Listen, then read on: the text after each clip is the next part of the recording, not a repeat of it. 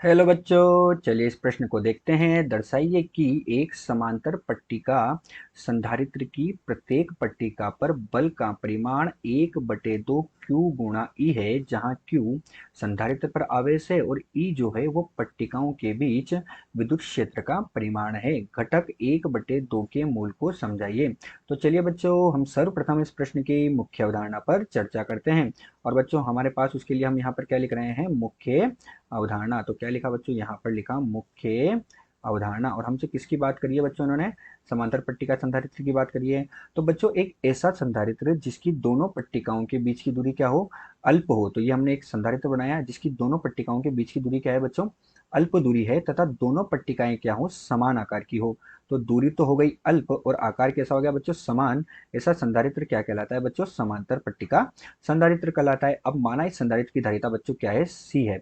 अब बच्चों, जब इस समांतर पट्टिका संधारित्र को हम क्या करें? एक बैटरी से जोड़ देते हैं। तो मैं बच्चों इसको एक बैटरी से जोड़ रहा हूँ, अर्थात इसकी एक पट्टिका को मैं क्या कर रहा हूँ? बैटरी के धन सिरे से तथा दूसरी पट्टिका को बैटरी के ऋण सिरे से जोड़ देता हूँ। तो मैंने ये एक को धन सिरे से और एक को ऋण सिरे से जोड़ दिया। तो इसको धन सिरे से जोड़ा, इसको ऋण सिरे से जोड़ा। ये बैटरी का विभव V है।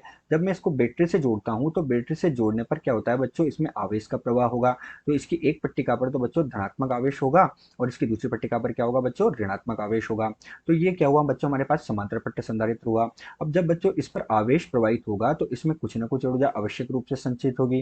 तो जो समांतर पट्ट संधारित्र होता है उसका जो एकांक आयतन होता है उसमें संचित ऊर्जा कितनी होती है बच्चों? तो इसमें संचित ऊर्जा होगी U/V। और हम किसकी बात कर रहे हैं? एकांक आयतन में संचित ऊर्जा। वो बराबर होती है बच्चों 1/2 एप्सिलॉन नॉट और ई के वर्ग के बराबर होती है। जहां बच्चों V तो हमारे पास क्या हो गया? इसका आयतन हो गया। और ये हम क्या लेते हैं? एकांक आयतन में संचित ऊर्जा है ये। तो V तो हमारे पास आयतन हो गया। इसका मान क्या होगा बच्चों? इसका क्षेत्रफल जो होगा, जैसे माना हमने इसका क्षेत्रफल A है और पट्टिकाओं के बीच की दूरी D है, तो हमने क्या माना? जो हमारे पास इसका क्षेत्रफल है, समांतर पट्ट संधारित्र की जो पट्टिकाएं हैं इनका हमने क्या मान लिया? क्षेत्रफल A मान लिया। और पट्टिकाओं के बीच की दूरी हमने क्या मान ली? D मान ली। तो इस D को बच्चों मैं किसके बराबर मान रहा हूँ? यहाँ पर X के बराबर मान रहा हूँ। हमने क्या माना कि यहाँ पर जो समांतर पट्ट संधारित्र है इनकी पट्टिकाओं के बीच की दूरी D हमारे पास कितनी है? X है। तो ये कितना हो जाएगा बच्चों? A गुणा X के बराबर हो जाएगा। तो V तो यहाँ पर बच्चों आयतन हो गया। ई हमारे पास क्या होता है? विद्युत क्षेत्र होता है। तो बच्चों, ये हमारे पास क्या है? इस प्रश्न की मुख्य अवधारणा है कि समांतर पट्ट संधारित्र को जब एक बैटरी से जोड़ेंगे तो एक पट्टिका पर धनावेश और एक पट्टिका पर ऋणावेश आएगा, जिससे उन दोनों के बीच में क्या करेगा? एक बल भी काम करेगा। और वो बल कौन सा होगा? आकर्षण बल होगा। और इसके एकांक आयतन में संचित ऊर्जा बच्चों कितनी होगी? 1/2 एप्सिलॉन नॉट ई के वर्ग के बराबर होगी। तो चलिए बच्चों, अब हम मुख्य अवधारणा के आधार पर प्रश्न को हल करते हैं। और यहाँ पर हम क्या लिख रहे हैं बच्चों? प्रश्न का हल लिख रहे हैं। अब बच्चों, प्रश्न के हल में हम क्या देखते हैं? हमने क्या कहा कि जो संधारित्र समांतर पट्ट संधारित्र है उनके दोनों पट्टिकाओं के बीच की दूरी D है, उसे हमने X माना। और ये हमारे पास समांतर पट्ट संधारित्र था बच्चों। इसकी एक पट्टिका पर क्या था? धनावेश था और एक पट्टिका पर ऋणावेश था। जब हमने इसे बैटरी से जोड़ा तो धनावेश और ऋणावेश होने के कारण बच्चों यहाँ पर क्या करेगा? एक बल F काम करेगा। और वो बल F क्या होगा बच्चों? आकर्षण बल होगा, क्योंकि एक तो धनावेश है और एक क्या है बच्चों? ऋण आवेश है। तो आकर्षण बल यहाँ पर काम करेगा। अब बच्चों, हम क्या करना चाह रहे हैं कि इसकी जो पट्टिका है इनके बीच की दूरी जो x है, इस x को हम बढ़ाकर dx तक करना चाह रहे हैं, अर्थात x को क्या करना चाह रहे हैं? dx तक बढ़ाना चाह रहे हैं। अब बच्चों, जब x को dx तक बढ़ाएंगे तो इनके बीच में लगने वाले बल F के विरुद्ध हमें कार्य करना पड़ेगा।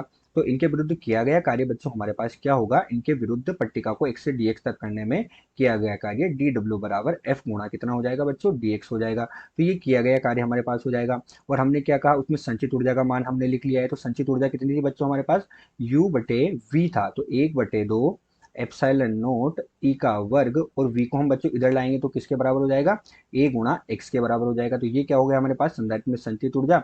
और ये क्या हो गया? किया गया कार्य हो गया। तो बच्चों, संचित ऊर्जा और किया गया कार्य जो होते हैं हमारे पास बराबर होते हैं, क्योंकि कार्य ही हमारे पास ऊर्जा के रूप में संचित होता है। तो अतः हम क्या लिख सकते हैं? हमारे पास जब हम du लिखेंगे तो du बराबर कितना हो जाएगा बच्चों? du हो जाएगा 1/2 एप्सिलॉन नोट ई का वर्ग और a गुणा dx। हमने du की लिखा बच्चों क्योंकि हम क्या करना चाह रहे हैं? लंबाई में dx वृद्धि करना चाह रहे हैं। तो हम x से dx ले रहे हैं, तो x से dx ले रहे हैं, तो हमने यहाँ पर क्या लिख दिया?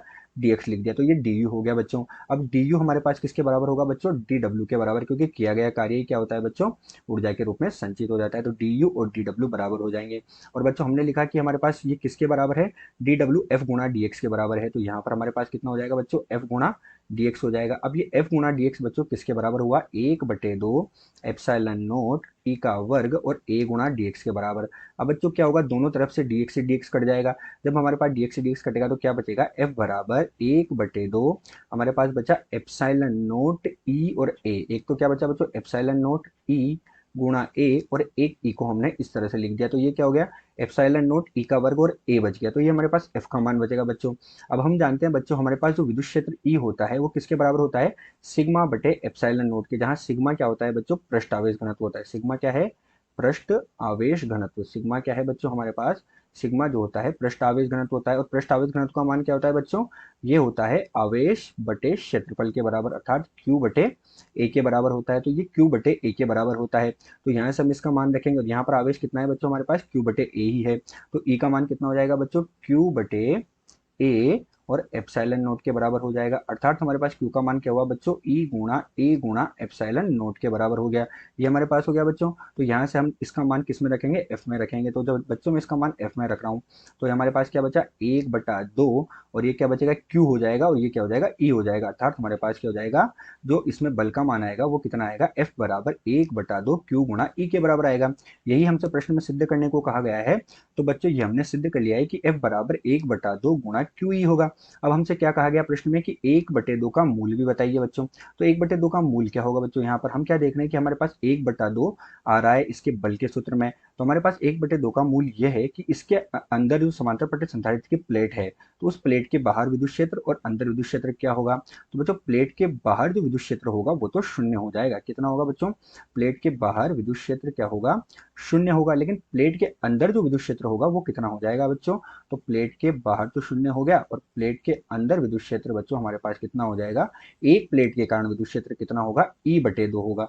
कितना होगा बच्चों, एक प्लेट के कारण E/2 होगा, दूसरी प्लेट के कारण E/2 होगा, तो कुल क्या होगा, E होगा। अतः 1/2 का मूल यह है कि प्लेट के बाहर तो विद्युत क्षेत्र शून्य होगा, और प्लेट के अंदर हमारे पास विद्युत क्षेत्र एक प्लेट के कारण कितना होगा बच्चों, E/2 होगा। तो आशा करते हैं आपको प्रश्न समझ आया होगा। धन्यवाद।